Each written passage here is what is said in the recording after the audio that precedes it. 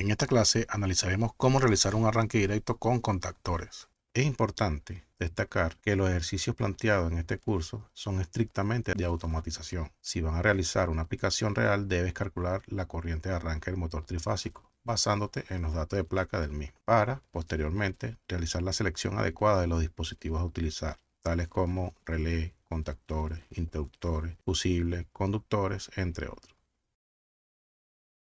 ¿Qué es un arranque directo? El arranque directo es el método más simple para arrancar un motor trifásico y consiste en conectar el motor directamente a la red eléctrica sin un dispositivo de intermedio. Este es el arranque más económico y fácil de implementar. Si vemos en este circuito de potencia, notamos que consta de un interruptor magnetotérmico, un contactor y un relé térmico. Las ventajas del arranque directo son su simpleza, ya que es el método de arranque más simple que hay. Es económico porque no requiere muchos dispositivos, es fácil de implementar y tiene alto par de arranque. Entre las desventajas podemos notar que tiene una alta corriente de arranque. Si vemos en esta gráfica, notamos que por lo general tiene 6 veces la corriente nominal en el momento del arranque. Y a medida que va avanzando la velocidad, esa corriente va disminuyendo hasta llegar a su corriente nominal. Por ende, también tiene un alto pico de tensión. Este tipo de arranque genera desgaste en el motor. Este tipo de arranque no es adecuado para cargas que tenga baja inercia, ya que puede generar vibraciones y golpes en la carga.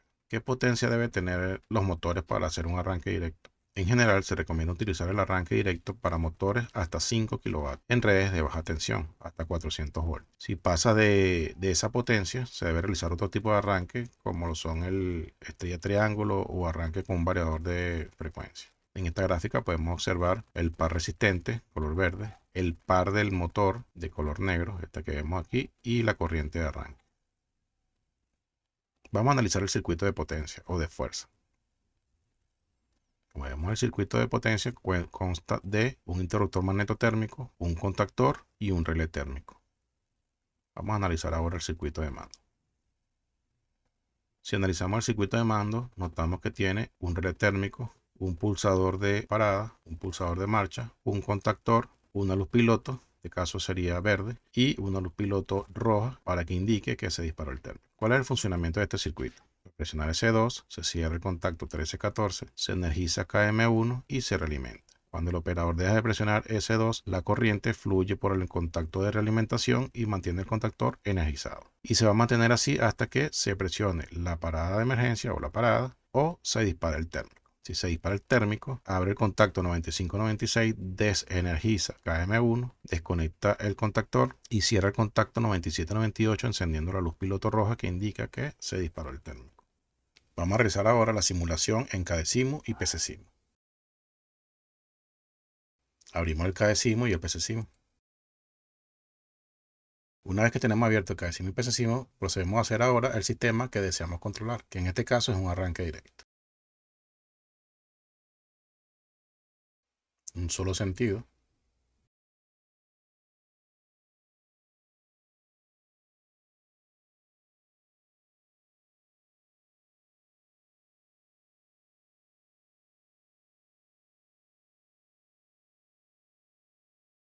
Una vez que tenemos el sistema que deseamos controlar, vamos a proceder a realizar el circuito en KDESIMO. Primero realizamos el circuito de potencia. Es recomendable colocar primero los dispositivos que deseamos conectar y luego los cableamos. Entonces comencemos con las alimentaciones. Aquí donde dice alimentaciones, escogemos el que dice 3 líneas y tierra, que es para la alimentación del motor.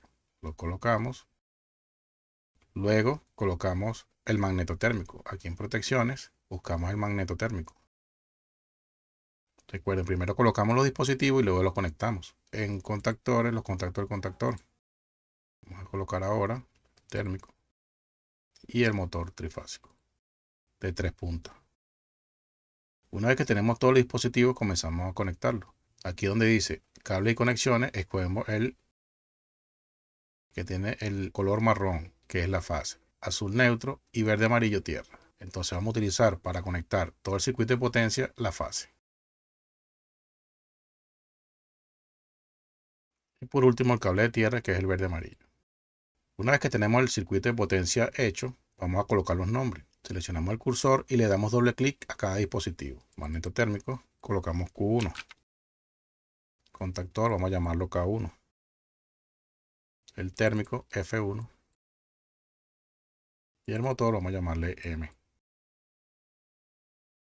Ya tenemos el circuito de potencia terminado. Vamos a comenzar el circuito de control. Primero colocamos las alimentaciones, que en este caso es línea y neutro. Vamos a hacerla de 110 voltios. Para voltear el conector lo seleccionamos. Una vez que esté seleccionado, presionamos donde dice girar hacia la izquierda.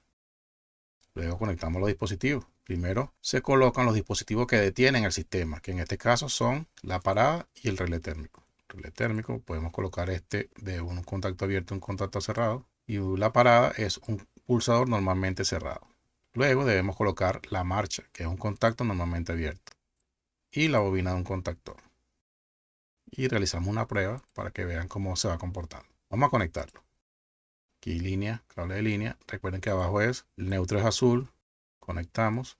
Piensa que si se forma el punto quiere decir que hay conexión. Si no se forma el punto, no va a haber conexión. Eso solamente va a ocurrir en las uniones. Ok, vamos a colocarle nombres. Recuerden, con el cursor le damos doble clic.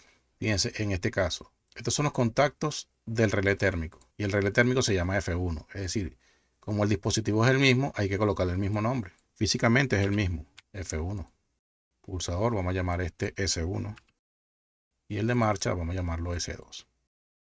El contactor, esta es la bobina del contactor. Y estos son los contactos de potencia del contactor. Y el contactor se llama K1, entonces la bobina también se debe llamar K1. Bien, si le damos simular, vemos que se energiza. Donde esté marrón quiere decir que hay tensión eléctrica. Entonces la tensión llega hasta el terminal 13 del pulsador S2. Si presionamos, cierra este contacto y se debería energizar K1. Perfecto.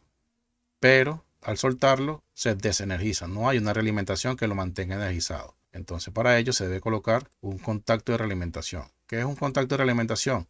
Es un contacto normalmente abierto que se coloca en paralelo del pulsador. Contacto normalmente abierto del mismo contactor que queremos controlar. Al igual que con los contactos de potencia, el contacto de control también debe llamarse igual. Ahora, si volvemos a simular, subimos el breaker. Al presionar S2 se energiza K1, al energizarse K1 se cierra el contacto 13-14 y se cierran los contactos de potencia 1, 2, 3, 4, 5, 6, y al operador dejar de pulsar S2 se mantiene realimentado por el contacto 13-14 y se mantiene energizado. Y se va a mantener así hasta que se presione la parada o se dispara el térmico. Al soltarlo vemos que se mantiene realimentado y con la parada se apaga. Si se activa nuevamente y se dispara el térmico, para disparar el térmico hay que presionar este símbolo. Se abre el circuito de control y se cierra este contacto. Muy bien. Por más que el operador presione, no pasa nada. Le armamos el térmico y habilita nuevamente el circuito. Bien, ahora solo nos falta agregar las luces piloto. Vamos a llamar esta H1 y es de color verde. Y esta la vamos a llamar H2 y es de color rojo. Y conectamos. Recuerden que abajo tiene que ser con el neutro, azul. Volvemos a probar. Perfecto. El sistema está funcionando, el circuito de control está funcionando correctamente. Ahora, ¿cómo hacemos para que el cadecimo y el pececimo se comuniquen? Debemos agregar tablas de entrada y salida. Y lo agregamos en cualquier parte del plano. En I/O agregamos una tabla de entradas y una tabla de salidas. En la tabla de entrada vamos a colocar los nombres de los dispositivos de entrada. Recuerden que los dispositivos de entrada son los dispositivos que mandan en el sistema o que dan señales para que el sistema funcione, que en este caso sería F1, S1 y S2. Y los dispositivos de salida son los que reciben ese mando y actúan. En este caso sería K1, H1 y H2. Le damos doble clic a entradas y colocamos los nombres.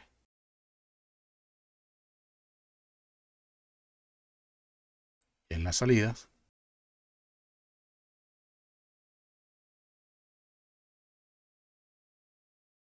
ahora, para que haya comunicación en el PCSIMU debemos colocar las mismas direcciones que están en las tablas de entrada y salida. Vamos a empezar con el motor. Le damos doble clic y nos va a decir que está en la dirección Q00, que es K1. K1, Q00, muy bien. El motor está en la misma dirección. La lámpara H1, que es la verde, debería estar en la Q01. Q01. La roja en Q02. La marcha, o el térmico, vamos a empezar con el térmico. El térmico, F1 en I00, muy bien. S1, que es la parada, en I01. Y la marcha, que es S2 en I02.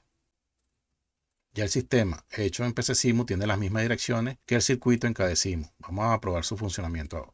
Para ello le damos Run en el KDESIMU, presionamos primero en la computadora y luego Run. Si se forman estos símbolos aquí abajo, quiere decir que está funcionando. Al agregar las tablas, ya el sistema no lo puedo controlar desde aquí. Ya al agregar las tablas le estoy dando el mando al PCSIMU. Entonces vamos a controlar este sistema desde el PCSIMU.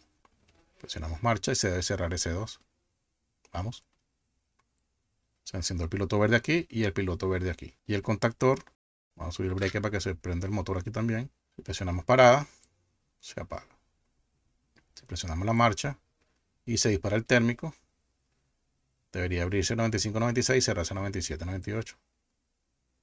Muy bien, y por más que el operador presione la marcha, no pasa nada. Debe rearmar el térmico. Rearmar el térmico y habilita otra vez el sistema. El circuito está funcionando correctamente. Si queremos agregar el magneto térmico en el PCSIMU, debemos agregarlo en otra dirección. Vamos a ver cómo se hace.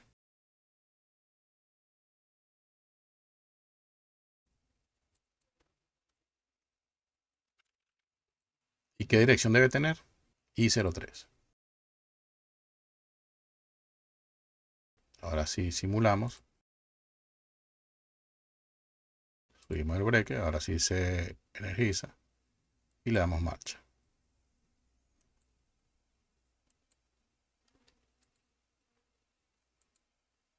Entonces aprendimos a definir qué es un arranque directo, aprendimos cuáles son las ventajas y desventajas de usar un arranque directo, describimos el proceso para hacer el diseño de un arranque directo y identificamos los componentes del arranque directo.